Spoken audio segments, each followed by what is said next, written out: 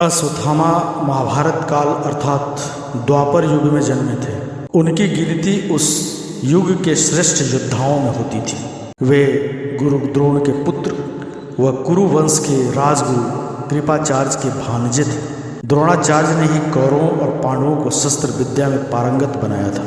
महाभारत के युद्ध के समय गुरु द्रोण ने हस्तिनापुर राज्य के प्रति निष्ठा होने के कारण कौरवों का साथ देना उचित समझा। अश्वत्थामा भी अपने पिता की भांति शास्त्र व शस्त्र विद्या में निपुण थे। पिता पुत्र की जोड़ी ने महाभारत के युद्ध के दौरान पांडवों की सेना को छिन्न भिन्न कर दिया था।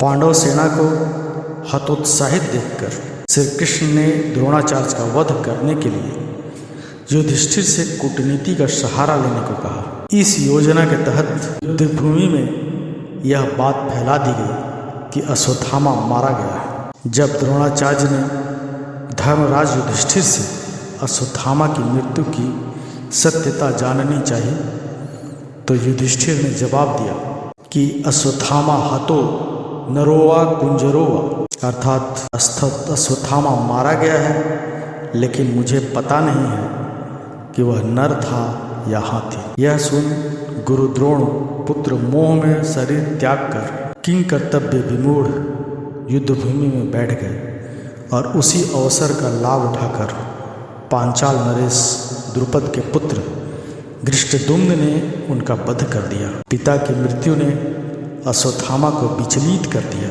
महाभारत युद्ध के पश्चात जब अश्वत्थामा ने पिता की मृत्यु का प्रतिशोध लेने के लिए पांडव पुत्रों का वध कर दिया तथा पांडव वंश के समूल नाश करने के लिए उत्तरा के गर्भ में पल रहे अभिमन्यु पुत्र परीक्षित को मारने के लिए ब्रह्मास्त्र चलाया, तब भगवान श्री कृष्ण ने परीक्षित की रक्षा कर दंड स्वरूप अश्वत्थामा के माथे पर लगी मणि निकालकर उन्हें तेजहीन कर दिया और युगों युगों तक भटकते रहने का शाप दे दिया। कहा जाता है कि असीरगढ़ के अलावा मध्य प्रदेश के ही जबलपुर शहर के गौरी घाट जो कि नर्मदा नदी के किनारे है, वहाँ भी अश्वत्थामा भटकते रहते हैं। स्थानीय निवासियों के अनुसार कभी कभी वे अपने मस्तक के घाव के बहते हुए खून को रोकने के लिए हल्दी और तेल की मांग भी करते हैं। अश्वत्थामा का जन्म भारद्वाज ऋषि के पुत्र द्रोण के यहाँ हुआ था।